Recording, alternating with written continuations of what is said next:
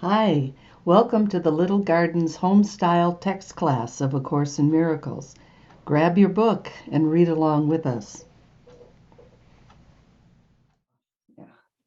Okay, so today we are in Chapter 7, Section 8 of A Course in Miracles, the unbelievable belief.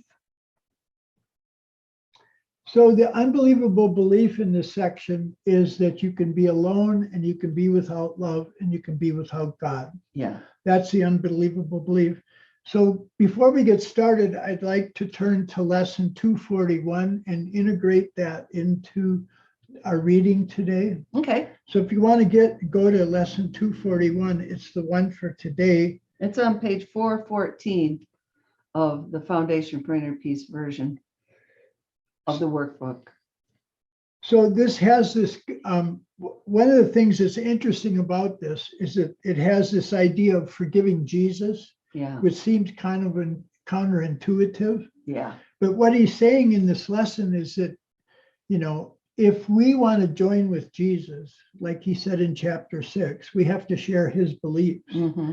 And if we share his beliefs, then this lesson is saying we are connected up to everyone at that moment. Mm-hmm.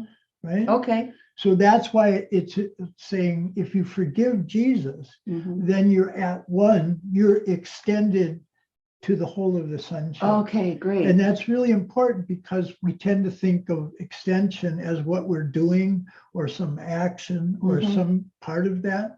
But this is saying if we forgive Jesus, then that model of him, that the model of who he is, then we've joined with all of creation. We've actually joined with his being, the Christ, as the Christ in everyone. Right. Yeah. So the teaching, this holy instant is salvation come. What joy there is today, it's a time of special celebration, for today holds out the instant to the darkened world where release is set. The day has come when sorrows pass away and pain is gone. The glory of salvation dawns today upon a world set free. This is the time of hope for countless millions. That's huge. So that's what he's saying in this practice. If you join with Jesus, if you forgive him, you're joining with countless millions, and they will be united now. The sonship is united because you will be forgiving them all. Well, how do we forgive all of them? By forgiving Jesus, because his job is to forgive all of creation. And you know what else? It's like we are always projecting on other people. If we think there's something to forgive, we're projecting ego onto them. Well, we can't project it onto Jesus. So it's like if we see him in truth and recognize that that's the truth of everyone, then we're home free. And forgiveness isn't part of the truth, but it's the way that we come back. So, but this idea of joining with everything by forgiving him is important. So the prayer is, we've forgiven one another now, so we come at last to you again. Father, your son who never left returns to heaven and his home. How glad we are to have our sanity restored to us and remember that we are all one. So this idea of forgiving Jesus is a beginning of connecting up to others and ultimately the whole of creation. So it's an important idea to keep in mind, because in this section, again, the unbelievable belief is the belief that we can be separate, that we can be alone. Right. And that's where we're coming from when we identify with the ego. So, okay, this is a great section. And I say great because when we were studying it together, we found a lot to talk about. And I hope you do too. It'll be what strikes you, what hits you, what seems like, oh, that's strange. Let's delve into that a little more. So as we go through, please feel free to really jump in and say what you think and how this applies in your life. So it's on page 129 of the text. And let's have Connie start. Could you read for us, Connie, and comment, please? Sure. The unbelievable belief. We have said that without projection, there can be no anger. But it is also true that without extension, there can be no love. That sounds profound. These reflect a fundamental law of the mind and therefore one that always operates. It is the law by which you create and were created. It is the law that unifies the kingdom and keeps it in the mind of God. To the ego, the law is perceived as a means of getting rid of something it does not want. To the Holy Spirit, it is the fundamental law of sharing by which you give what you value in order to keep it in your mind.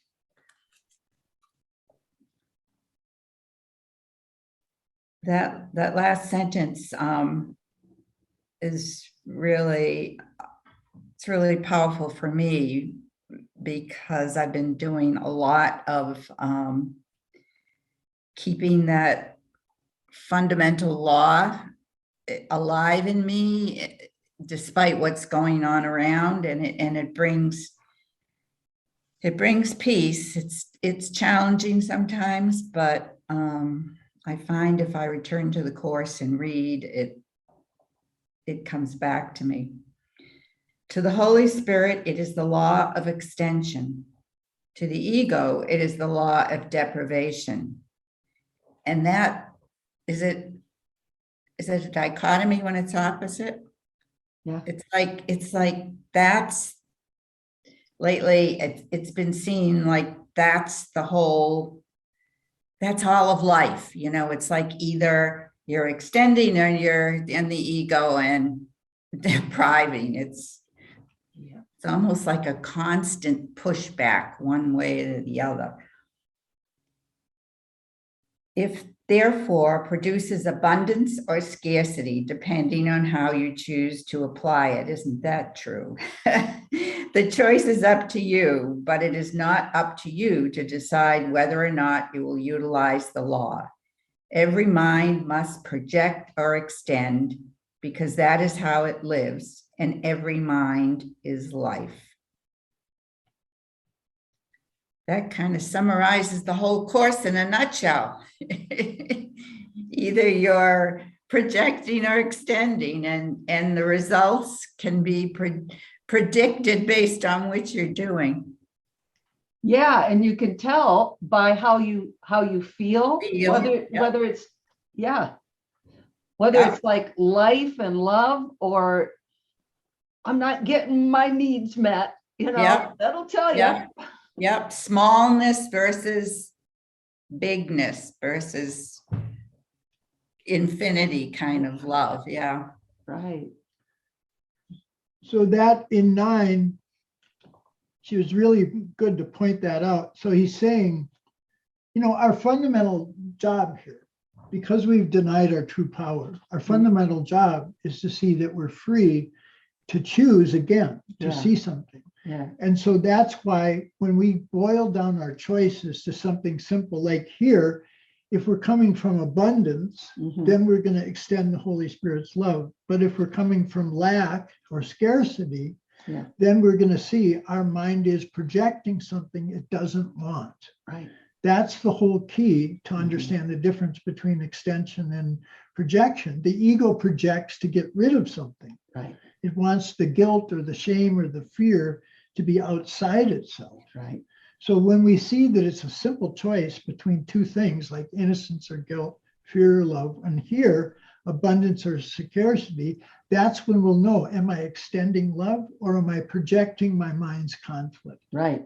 Because what he said at the beginning of this chapter was, the law of extension is just the law of love. Love just extends forever, infinitely, without change. Right. But he said here, outside the kingdom, the law that prevails inside is what you project, you will believe.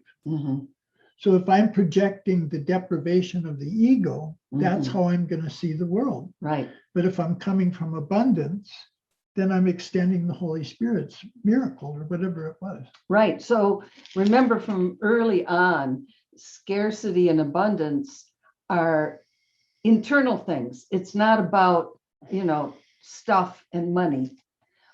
that probably is, a reflection of it. But really, it's like, am I full of love? When I'm full of love, there's nothing else I need. It goes out, it extends, it's everything. And if I'm believing in sin, that's lack. Sin is Means lack of love. Yeah. lack of love, scarcity. Then I'm going to see scarcity everywhere, and I'm going to see attack coming back at me. So based on this paragraph, everybody look at it. What is the emotion that will tell you that you're projecting to get rid of something in your mind based on this paragraph? Anger. There you go. Mhm, So that's when we know if we're feeling a sense of anger mhm, or upset or frustration with others, all of that, mhm. we have to be aware that we're likely to project the conflict that's only inside of us Right. out onto somebody else. That's the whole story. It's like, you're really, hurting you. yeah, and quit doing that. Yeah, right. Yeah, So That's that a- anger gives us a heads up that we're not extending. yeah. We're not extending. And Yeah. so Let's But see if anyone else has a comment about this. I just wanted to finish this one. Oh, sorry. After the first sentence. So that's how I know there's projection, if there's anger in the mind. Mhm, But then also, for me to be aware of love, I have to share this. Right. That's what it's saying. There's no love. It's true that without extension, there can be no love. So am I sharing something with somebody, or am I projecting something in anger to get rid of it? Yeah. So tying it to our emotions Mhm. is what helps us be clear about what's in the mind. It helps us to be clear whether we're listening to Holy Spirit or the ego. Yeah. What were you going to say? I just wanted to invite other comments.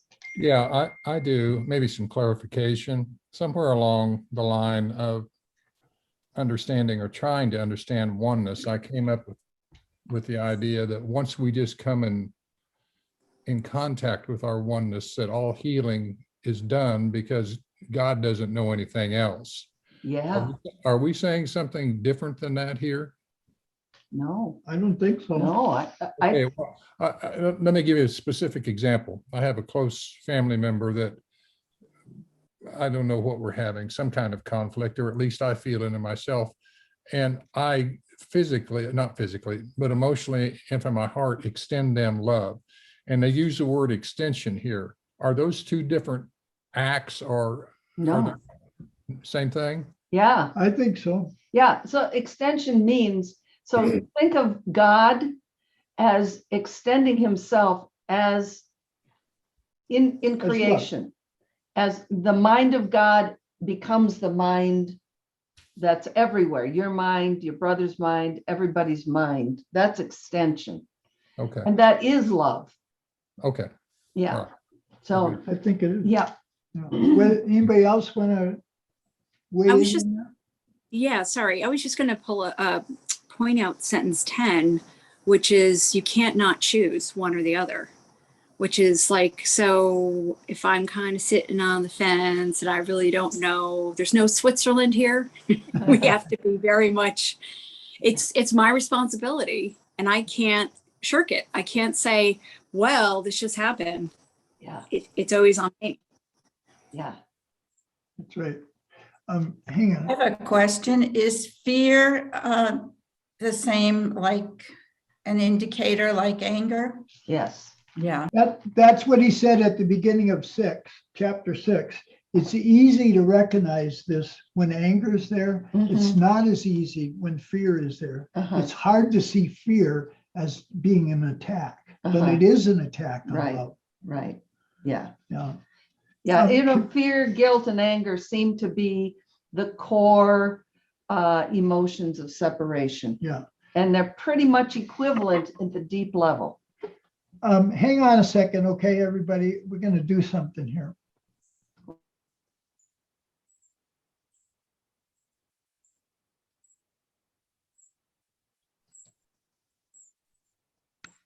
Okay, we're going to put it back on gallery view. Yeah, I like to see you faces too. We only see little tiny faces over there.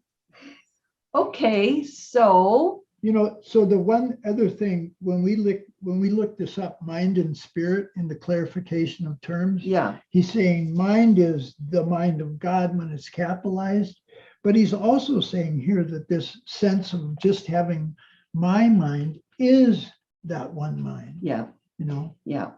yeah. I'd like to mention that first question in the clarification of terms, or the first terms, it's mind and spirit. It's on page 79. If you are ever confused about what the course is saying about mind, that's the place to look. It describes it as the only true mind we have is the same. It's connected with the mind of God and everyone else. Yeah. And when we get that, that's the acceptance of the atonement. Mhm. And the ego has made up a false mind that's Based on a associated false being based on belief that we're a body, that we lack love. that we're separate, that loss is real. And so he uses the term as if it were real, but that part of the mind is nothing but a belief. And that's what this section is going to talk about, the unbelievable belief that the ego is who you are. And it's without love, and I'm alone. You poor thing. You've been beat up and punished by the world, and it's not your fault. You're a It's victim. your fault. Yeah, that whole story. That's all ego story. Okay. Dale, could you read the next one, please? Okay. And your comments are welcome. The ego's use of projection must be fully understood before the inevitable association between projection and anger can be finally undone. Just a comment, that's been a really hard one for me to, it shouldn't be, but it's been a hard one for me to understand. I think I finally got that figured out, but I find myself when I'm getting angry now about something that, okay, I'm doing it. Yeah, All right, I get it. that's great. The ego always tries to preserve conflict. Again, the same comment, I'm finding myself becoming at least aware I'm doing it. It is very ingenious in devising ways that seem to diminish conflict because it does not want you to find conflict so intolerable that you will insist on giving it up. The ego, therefore, tries to persuade you that it can free you of conflict, lest you give the ego up and free yourself. Well, this whole thing, as I sit here and think about it, is just my daily life. I guess all of our daily lives. It's just nonstop. Yeah. I minute to minute, many times. And it's developing it for me. It's just been developing an awareness that I'm doing it. And I've gotten some glimpse of that. So I guess that's progress. It's big progress. Yeah. Okay. It's maybe 2/3 of it. Okay. Using its own warped version of the laws of God, the ego utilizes the power of the mind only to defeat the mind's real purpose. It projects conflict from your mind to other minds in an attempt to persuade you that you have gotten rid of the problem. I don't know if I have any more to say about it other than what I've said, but I will just say that it's been become very, very clear to me when I'm doing this. And it makes me feel something. Come on, man. It's time to stop this. So I don't have anything else to comment. I am aware of it.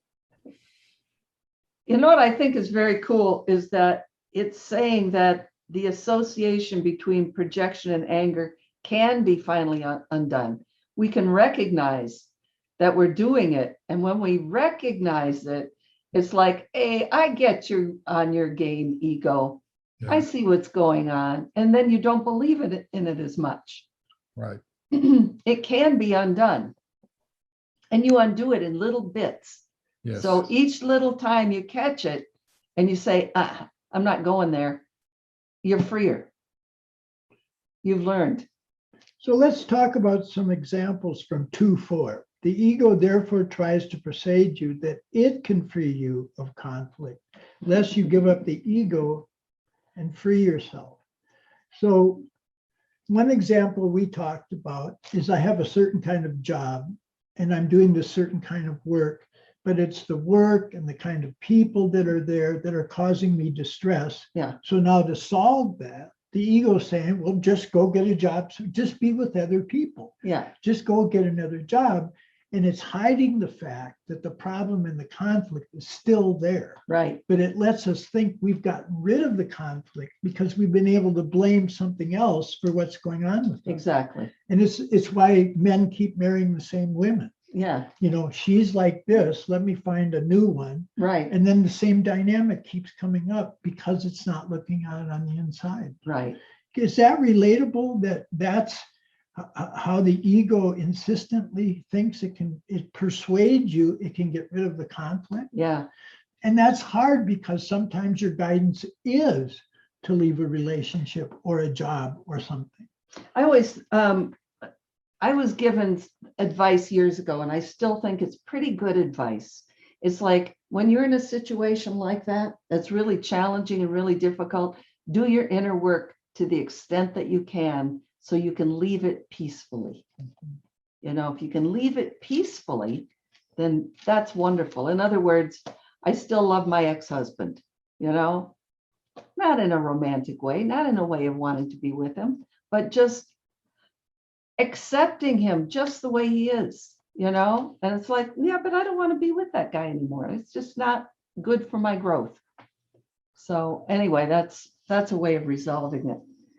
But that whole idea of how the ego, sentence 3, it's very ingenious in devising ways that seem to diminish the conflict. Just diminish it, just so that you have just like a, you know, like a not a great feeling, but it's not terrible. It's just like, okay, I'll slog through this. That's the way the ego solves things, where the Holy Spirit wants us to be in joy, have real joy and happiness. So here's a pop quiz on sentence 5. Using its own warped version of the laws of God, the ego utilizes the power of the mind only to defeat the mind's real purpose. What is the mind's real purpose in the course? Well, I have to say I could think of several. So Well, there's no one answer, right? No one answer. Well, the mind has Maybe one extension? purpose. I would say that would be it. What did she say? Extension. Yeah, that's it. Coming back to God, accepting the atonement. Those would all being in perfect peace. You think those are all good answers? Well, yeah, I mean, but it's just this idea of sharing Yeah, something rather than trying to get rid of something. right. And that we can recognize because we can recognize the emotions behind it. Yeah. Yeah. Any other thoughts on this? Anything in this paragraph seems to be problematic, questionable?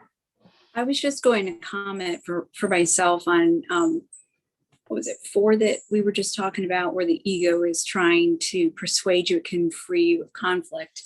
And I know comments I've made over the past few weeks around like, oh, I'm in the situation and I feel like I have to do something. And I think for me, the biggest rule is if I feel like I have to do something immediately, don't do that. It's that stopping and asking. And another funny thing that occurred to me is that a few weeks ago, I shared with everyone this section about deciding not to decide for yourself. It's around like page 279. So we read this exact section this morning with Pathways. And I'm like, yeah, I guess I really need to listen this time, because it's like the 3rd time in the last month it's come up. And here I am saying to you guys, like, I don't get it. Like, I'm still trying to fix things in form. Stop doing that, Laura. So I just thought of that as like, I keep trying to fix things in form by letting the ego trick me into saying, that's how we're going to get rid of this conflict that you're having, Laura, by fixing this, but I'm not stopping and reflecting or pausing. And it's just a habit I have to get out of. So I know I said this before too, I really have to read that section every day, I think. So you're saying it's on 279 in the text? Your function Yeah, in the atonement? Yeah. Yeah, it's something like deciding with God, and it's like basically you got to realize that you have to decide that maybe God's right and you're wrong, Yeah, right. and that maybe your biggest thing here is to figure out that you should not decide for yourself. Right. Right. That your only function is not to decide for yourself. Right. Yeah. Right. So remember how recently in our text study, the message that I got very strongly was, we're never going to find peace by deciding which of the two parts of the conflict are right. It's just never going to work. You can't find truth in conflict. So where are we going to find it? By asking Holy Spirit. Yeah. Yeah. Yes, because conflict does only exist in the mind. Right. Right. Oh, And the whole world is in our mind. Don't forget that. It says it a couple of times, and I think both times it says, you may not be able to take this all in. Maybe not right now, but you will eventually get it. There is no world outside your mind. Everything we see is in our mind. And that's how we can save the whole world. We change our mind about the whole world. Any other thoughts? I have a question. It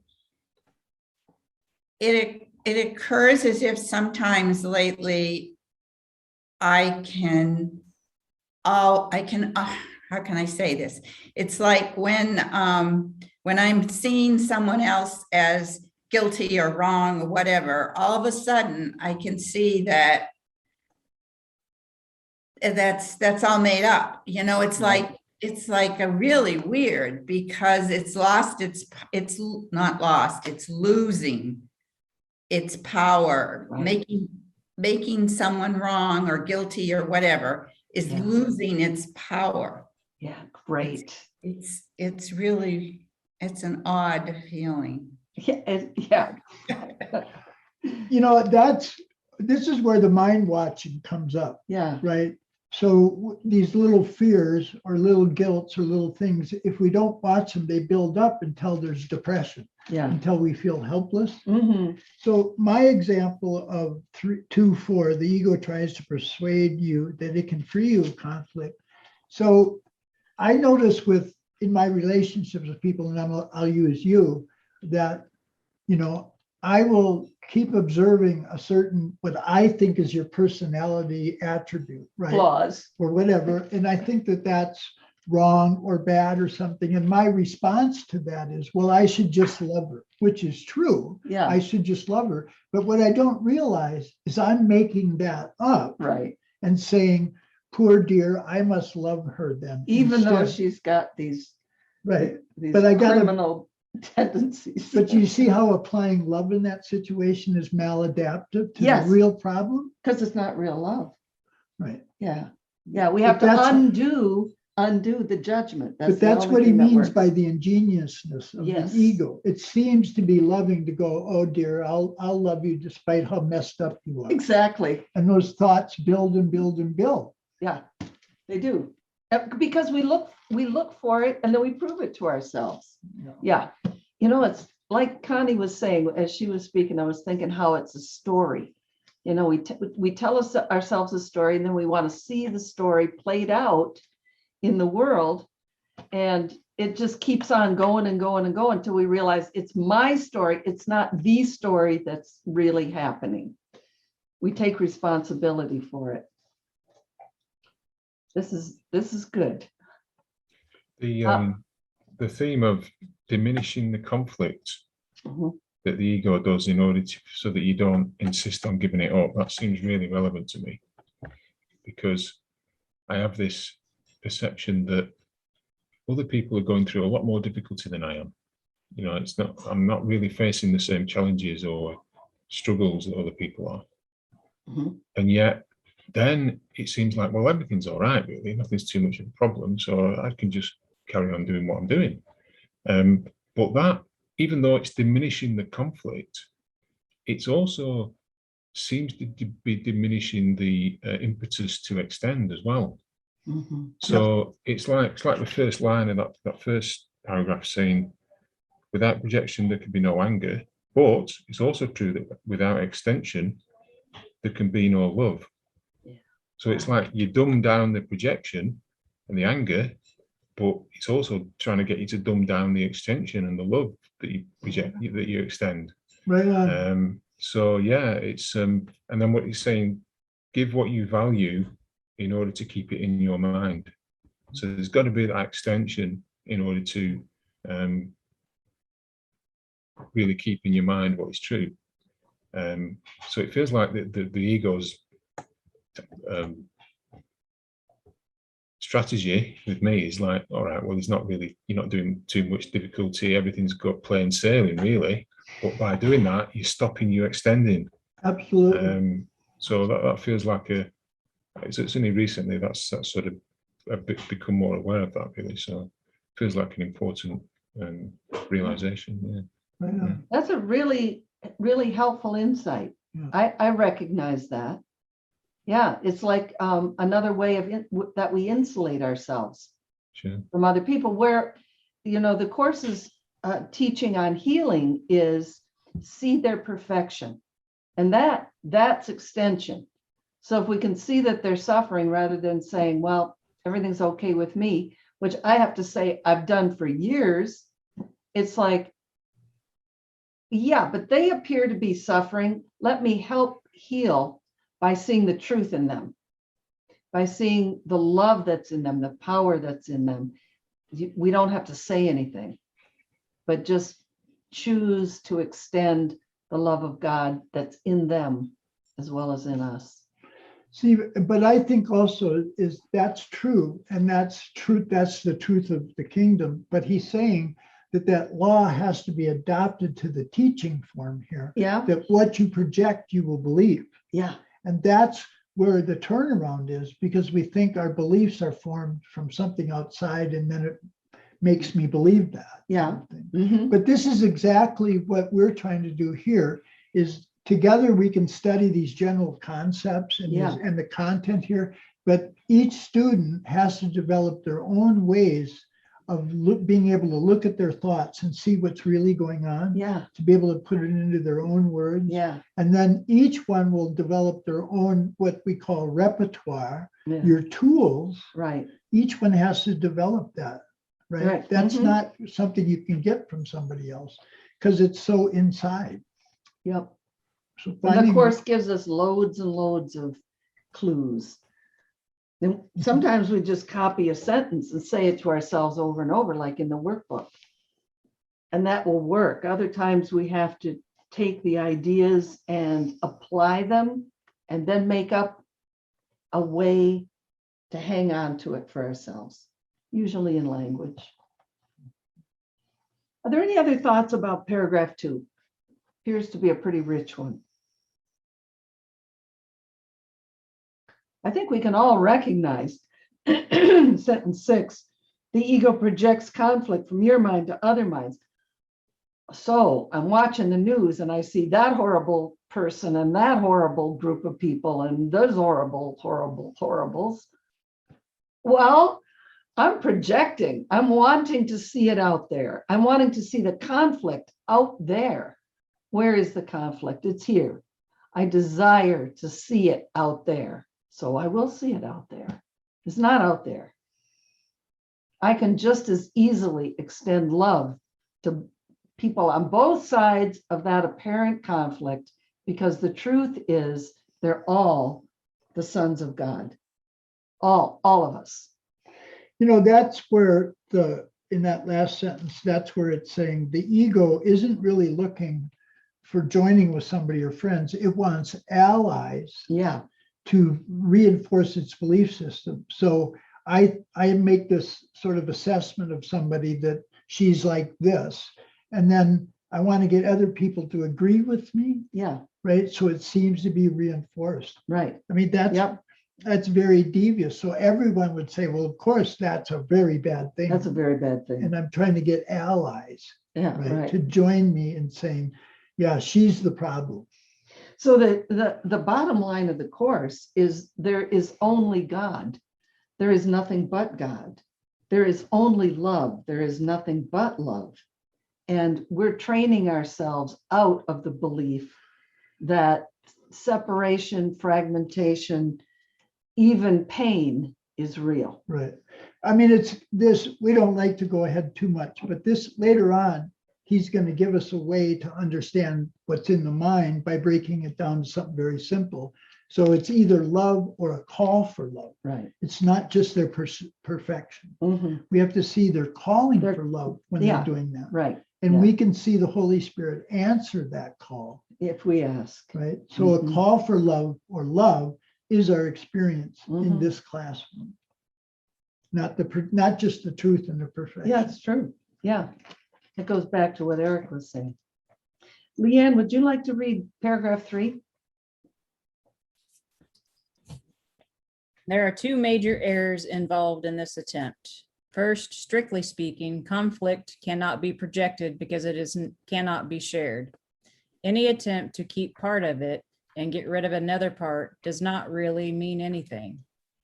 Remember that a conflicted teacher is a poor teacher and a poor learner. His lessons are confused and their transfer value is limited by his confusion. The second error is the idea that you can get rid of something you do not want by giving it away. Giving it is how you keep it. The belief that by seeing it outside of you has excluded it from within is a complete distortion of the power of extension. That is why those who project are vigilant for their own safety. They are afraid that their projections will return and hurt them. Believing they have blotted their projections from their own minds, they also believe their projections are trying to creep back in. Since the projections have not left their minds, they are forced to engage in constant activity in order not to recognize this.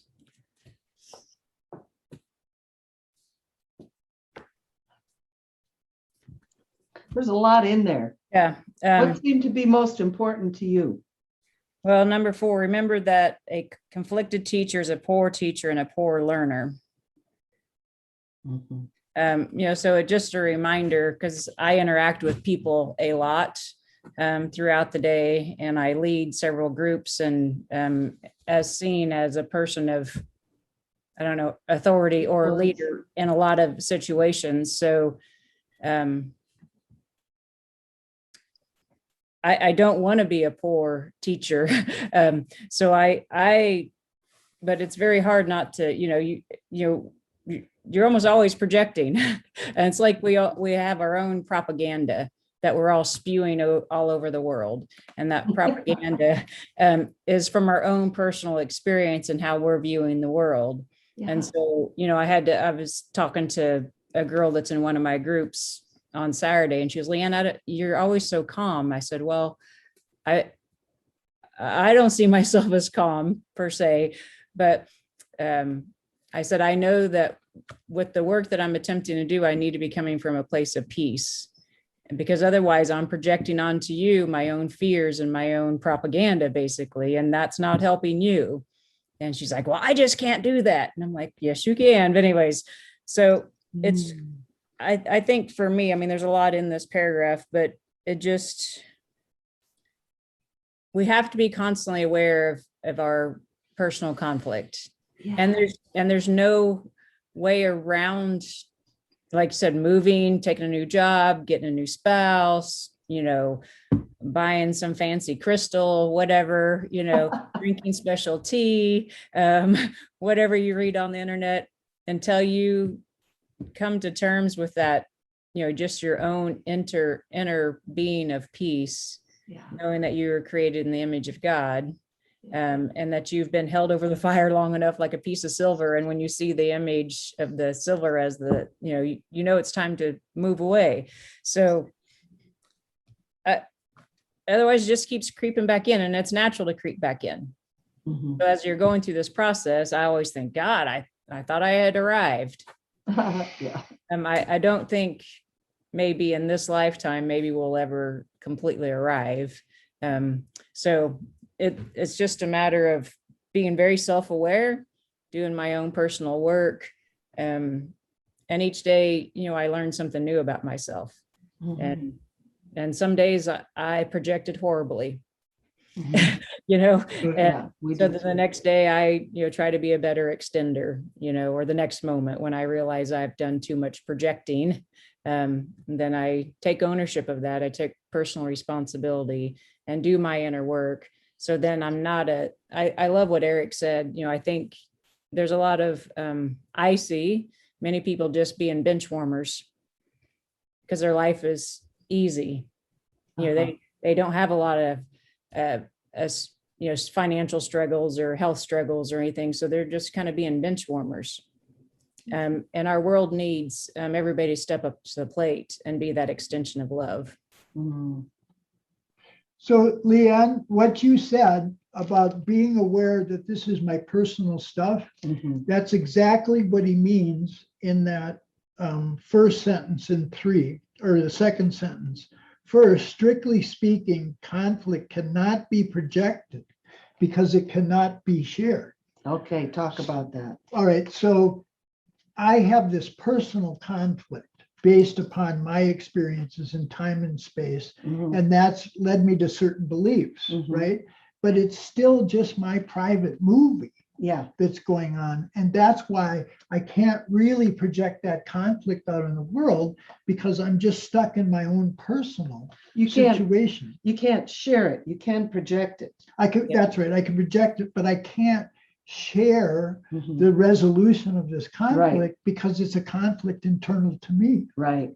So that's what he's saying, is that that's the first major error that Mhm. we're in projection. We don't realize it's coming from my private sense of self Right. and my private timeline. Mhm. It's internal to me, but that's why there's no order of difficulty in miracles, because if it's what I'm making up You can change your mind. and get rid of the conflict now, Right. that was that prayer. That's, if you join with Jesus Mhm. as the model, Mhm. you are joined with everybody in forgiveness at that moment, because that can be shared. Right. But my Truth can be personal shared. history of conflicts can't be shared. Right. I would like to address sentence 11, believing they have blotted their projections from their own minds. In other words, when I see two groups fighting or two people in conflict, I think it has nothing to do with me. It's all about them, believing that they have blotted their projections from their own mind has nothing to do with me. They also believe their projections are trying to creep back in. So it's like, if I think that the world, everybody is greedy. Everybody is greedy. You're greedy, he's greedy, she's greedy. Not me. But what am I doing? I'm trying to protect myself against greed because I'm afraid that greedy people are going to keep, well, it hasn't left my mind. It's still in my mind. And actually, it's a belief about myself. I think I'm sinful in some way. It may not be exactly greed. It might be something a little different, but it's really, I'm hating myself. See, this is really, we talked about this earlier. This is really important, because we have to accept just on faith, like Jesus was saying, I was murdered, but I didn't accept that interpretation of Yeah. myself, right? So we have to recognize that it is there on the inside, Yeah, right? yeah. And then I lost my thought. Well, okay, so then let's go down to, But you remember it? no, go ahead. Okay, so the next sentence is saying we're forced to engage in constant activity, not to recognize. Okay, I know what it was. Okay, So I have this internal conflict. Maybe it's overachieving yeah, or something. yeah, And I'm overachieving and I'm using my actions or all of that to make my well-being. Yeah. That's my issue. yeah, right. I'm overachieving when I just can accept my identity as it is, without trying to define myself by those actions and things. However, if I don't want to see that conflict in myself, I'll make up something like greed Or laziness. or whatever it is. Mhm. But that's the ego's idea, is if you spot it, you got it. And that's not true, because I may be looking at greed out here, but my conflict is really something else. And I'm making up greed that everybody would accept as bad, and I'm focusing on it. Yeah. That's how devious it's saying, and very ingenious. Yeah, it's devious, all right. And what you talked about, that constant activity, that's the last sentence. We're forced to like stay busy, either in our minds, it could be just watching TV or the internet all the time, or doing. Either way, so that we don't pay attention to what's going on inside. Well, let's go on. This is a pretty juicy section, isn't it? Well, this is, I just would say after the first sentence, 3, there are 2 major errors involved in this attempt. That's something to write in your crib notes right there, and hold that in your mind to see what's going on, right? He's Okay. saying, here's 2 errors that are going to get you to miss that the conflict is inside you. Okay. So it's something to really pay attention to. Okay, so the first one is conflict really can't be projected. All Right. you can do is have allies, people who agree with you. And the second one is the idea that you can get rid of it. If you hate somebody else or judge somebody else, then you're innocent. Well, obviously not. Right. Okay. I mean, you're always innocent, but you're not out of the pain.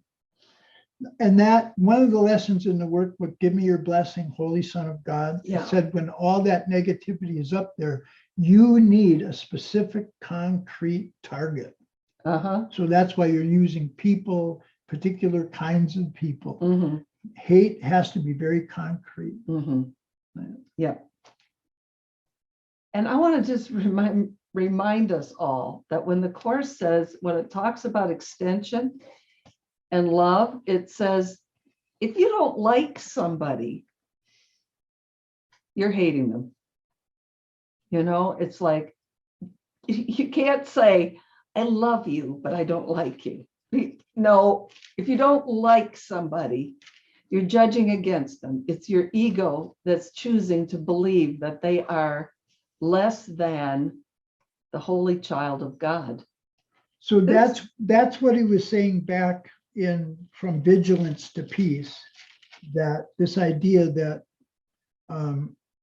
what we do is we make up images, perceive them as unworthy, and then we attack them for their unworthiness. Right. That is all the world of the ego is. Nothing. It has no meaning. It does not exist. And don't try to understand the ego, because if you think you can understand it, you think you can appreciate it, which means love it. So that's on page 126, Well, which we read a few weeks ago. Yeah, it's From Vigilance to Peace, paragraph 11. But that's where the mind is trying to go. Let me see if I can understand the ego. Mhm. Let me try and if I can understand that. But if it's just my private world, Yeah, then it can't be understood. right. Because it's conflicted and it's not of God. Okay. Okay, let's have Eric read 4. Okay, you cannot perpetuate an illusion about another without perpetuating it about yourself. There is no way out of this because it is impossible to fragment the mind. To fragment is to break into pieces, and mind cannot attack or be attacked. The belief that it can, an error the ego always makes, underlies its whole use of projection. It does not understand what mind is, and therefore does not understand what you are. Yet its existence is dependent on your mind, because the ego is your belief. The ego is a confusion in identification. Never having had a consistent model, it never developed consistently. It is the product of the misapplication of the laws of God by distorted minds that are misusing their power. Wow, that's a sentence, isn't it? Yeah.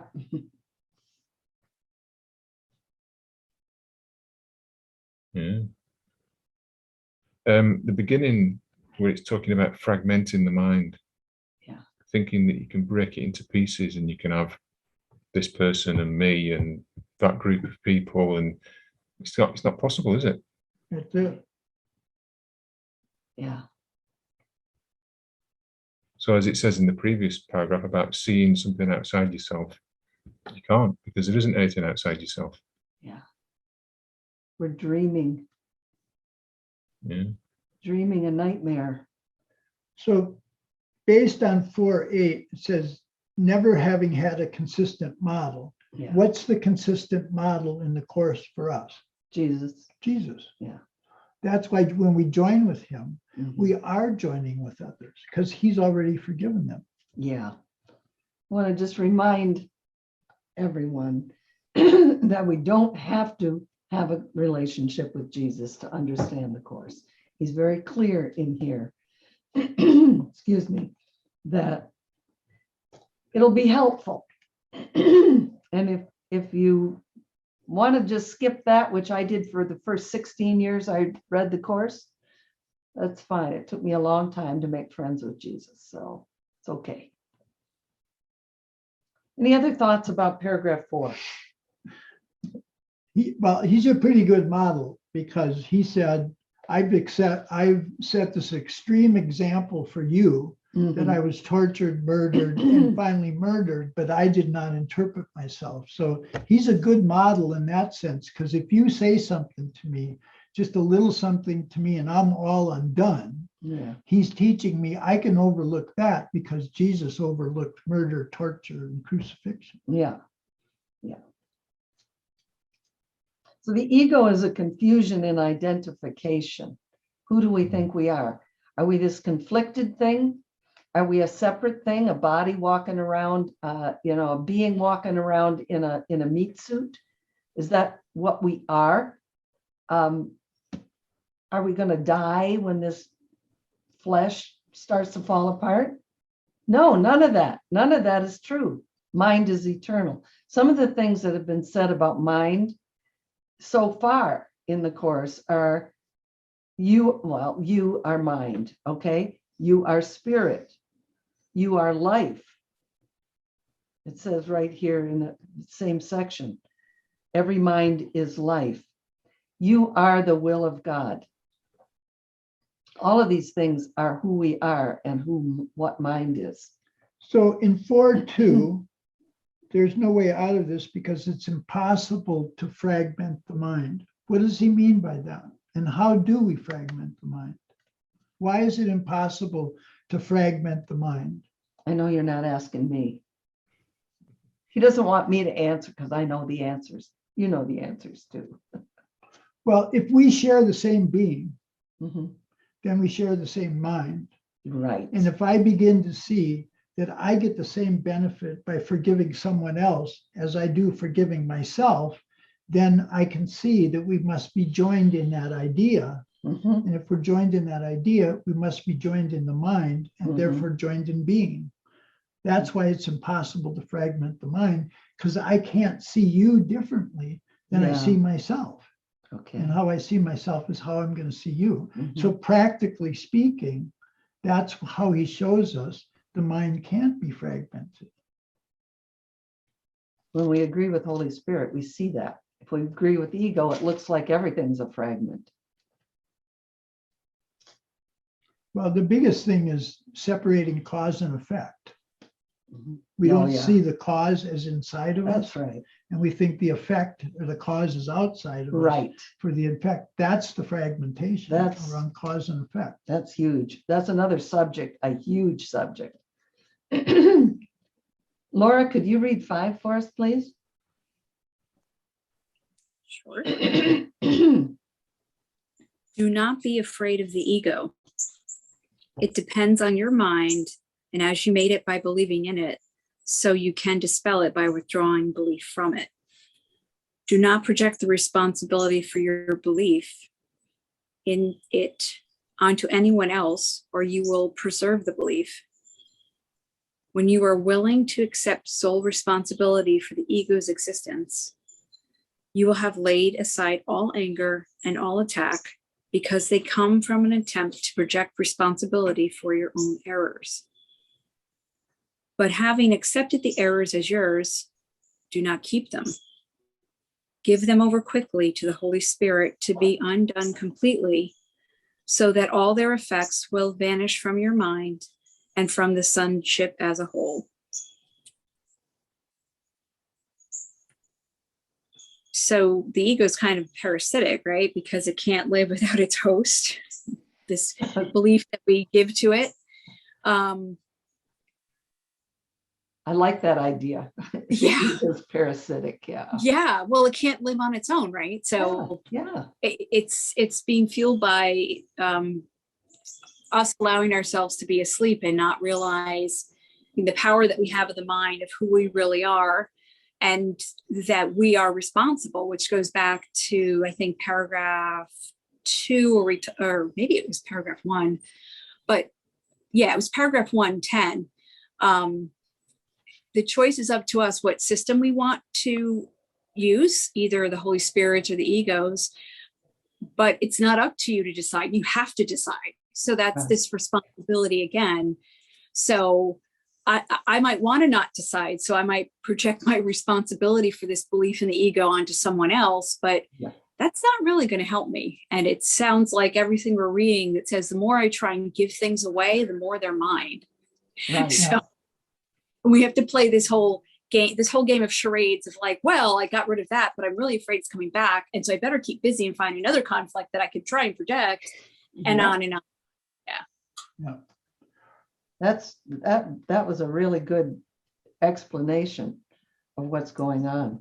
So in 5.4, Mhm. so normally the course says, what is your one job is to accept the atonement for yourself. So how does that relate in there? It must mean if I'm accepting the atonement for myself, I've taken sole responsibility for inventing the ego Yeah. along with that. So I can't, that implies both. I'm rejecting one to affirm another.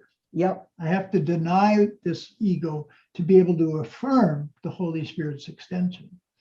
And the way that I identify the ego is pain. Right? If I'm upset in any way, that is ego. So that really helps me if I say, same sentence 4, when you are willing to accept sole responsibility for your pain, you will have laid aside all anger and attack. It's as soon as I accept it. I don't know if this has been part of your trajectory, but I've seen it in myself and other people. How, I'll just be accepting of the pain. I'll just be accepting of the upset. I'll just be accepting of the conflict between me and another person, thinking that is okay or normal. It's not. We have responsibility and we have the power. Yeah. We think conflict is part of love. Yeah. We think that all the anger, that's just natural. That's just part of what's going on. Part of life. Yeah. So it's really key in that sentence 5, sentence 5, but having accepted the errors as yours, do not keep them. So what he's saying there is, don't just say, oh, there I'm coming from the ego again. Yeah, right. Right? Bad me. Bad me, but he's saying, give them over quickly to the Holy Spirit. Yeah. Don't just go, oh my God, I'm coming from my ego again. Yeah. Then give them over right away. Right. Because we can get stuck in, oh yeah, that's ego again. Oh yeah, there's ego again, and not really change. Exactly. Yeah. So all their effects will vanish from your mind and from the sonship as a whole. Because all I know of the sonship is what's in my mind. If my filter is ego, I'm seeing the sonship, the whole world, let's say, seeing the whole world as flawed, sinful, bad, conflicted, all that. Where is that? It's in my mind. I can remove that filter. He says you can dispel it in sentence 2. You can dispel it. And we do it little by little piece at a time. Every situation that we can see differently, take responsibility for, let go of by giving it over to the Holy Spirit. Every time we do that, we're farther along in the understanding of our power. What else do you see in this, anyone that you see in this paragraph 5?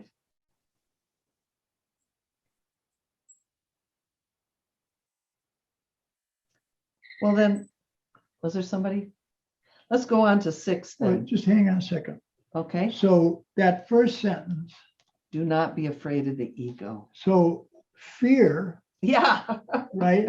That's how the ego handles it. It's going, oh, fear. Yeah, that's what's going on. Be afraid of the Be ego. very afraid of the ego now, Yeah. because the ego is, no, don't be afraid of it. Right. Just recognize it's personal.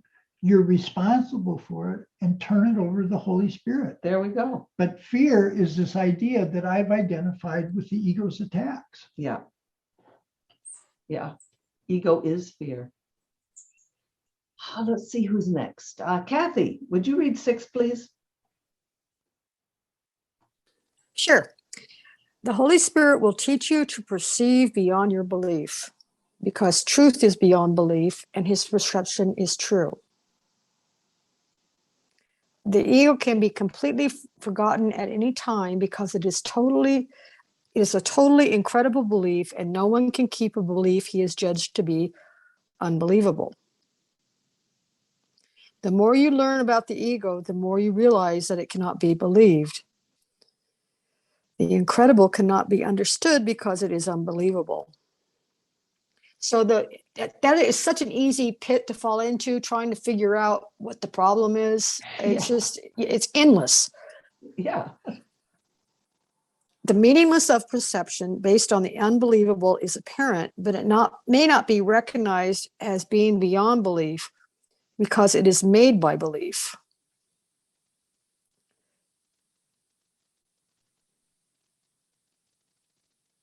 Okay, the incredible. So it sounds like we're making up a world, then we're making up another world. It's kind of like an onion, you're just peeling it off a little bit at a time. Yeah. And it goes really deep. And yeah. And to be constantly vigilant for their safety when you're projecting. That's what it said in the other thing. And I think that goes with this here too. Yeah. Anyone else?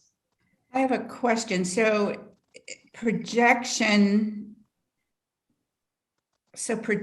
comes from not being in oneness, right? Yep. Not being in oneness. So yeah, it seems like it to me, this paragraph and the last paragraph is the ego appears when I'm not in oneness. Yeah. And he gave us the heads up in paragraph 1, abundance or scarcity. Mm-hmm. Am I coming from abundance or am I coming from lack? Uh-huh. Right. Yeah. If I'm coming from lack, I can see that must be the ego. Right. So the ego, here again, it says the ego can be completely forgotten at any time. We do not have to suffer this way. And if we just said, there's no I'm not my ego, I'm one. Yeah, right. I'm one. It sounds easy. It's one of my favorite prayers in the Course. I am one self, united with my Creator, at one with every aspect of creation. Unlimited in power and in peace. Wow, that's so great. So here's something that really is hard to accept, but he says in the pamphlet for psychotherapy that belief in God or belief in truth and reality doesn't really mean anything, because that's an experience of knowledge. Yes. And knowledge doesn't include belief. Mhm. So that's where the ego makes up beliefs, but it makes it be something that's from knowledge or truth. I mean, that's what he means in that last one, because it was made by belief, you don't see that you can go beyond belief. Let's read the last paragraph and conclude this, and that would be you, honey. The whole purpose of this course is to teach you that the ego is unbelievable and will forever be unbelievable.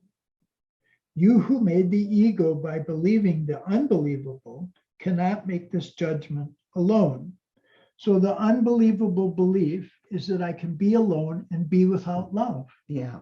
Isn't that what that is? The unbelievable cannot make this judgment alone. By accepting the atonement for yourself, you are deciding against the belief that you can be alone, and thus dispelling the idea of separation and affirming your true identification with the whole kingdom as literally part of you. Right. That to me is the basis of no order of difficulties and what he means by the holy relationship. Because if I learn love here in this relationship, if it's true love, Mhm. I can generalize it Right. to everything. Yep. But I can't generalize the ego's beliefs because they're private. And they're all full of conflict. Yeah. So not everybody could be included. Yeah. Right, right. So identification with the whole kingdom is literally part of you. This identification is beyond doubt as it is beyond belief. Your wholeness has no limits because being is infinity. We are one self.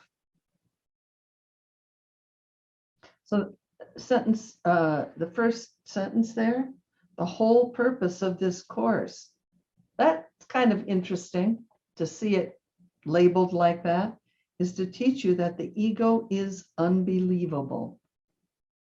It's just not possible that the world could be fragmented and problem solved by anger and fear, And that I can be alone and that we could be alone. and separate from love. That's Yeah. what he said. Yeah, So the ego is a major block to love. it is the block to love. Yeah. Yeah. Which is a way of saying that every thought that produces anger or fear, separation from people or situations, is ego. So you can see that in anger and fear, how much you're just myopically focused on self, on what you think is self. And what we're going to lose. Yeah. Yeah.